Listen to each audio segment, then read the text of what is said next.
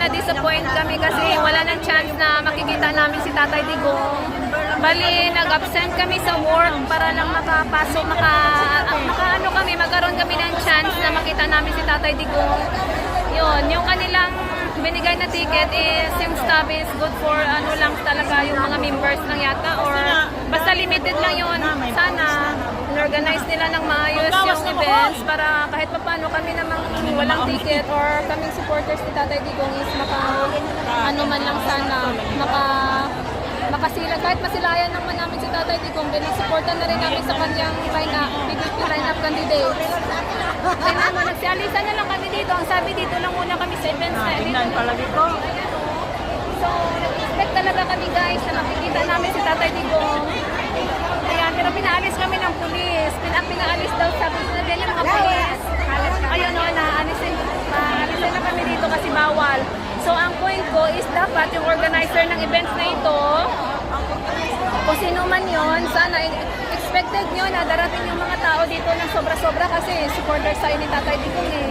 Siyempre, diba? Na-disappoint lang kami talaga sobra kasi kahit masilayan lang man namin sana yung Tatay Digong, si BP Sara. Yun lang naman sana yung hinihiling namin eh. O ngayon, wala nang choice. Hindi rin namin makikita. Yun, tingnan nyo guys, puno-puno ito kanina.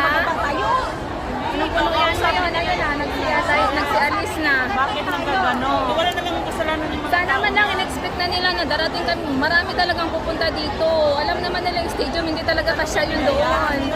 Kaya alam naman nila 100,000 yung mga OFW dito sa Hong Kong at puro talaga PDP laban or Tatay Digong supporters talaga kami guys. So ayun, medyo na-disappoint lang talaga.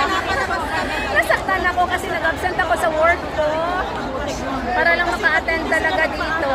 May work ako guys, pero gusto ko talaga makita si Tatay Digong at maipaabot sa kanila yung aming suporta. So ayun guys, may police.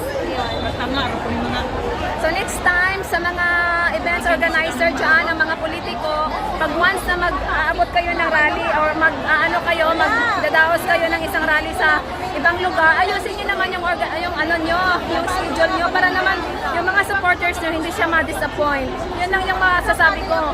Kasi hindi naman dito malapit lang, yung iba nandun pa sa ibang lugar, talaga naglalaan ng times. Lalo ako, nag-absent ako, galing pa ako sa malayong lugar.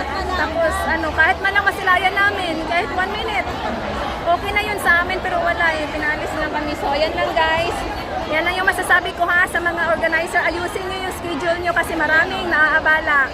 So ayan, okay. So ayan na guys, bye bye.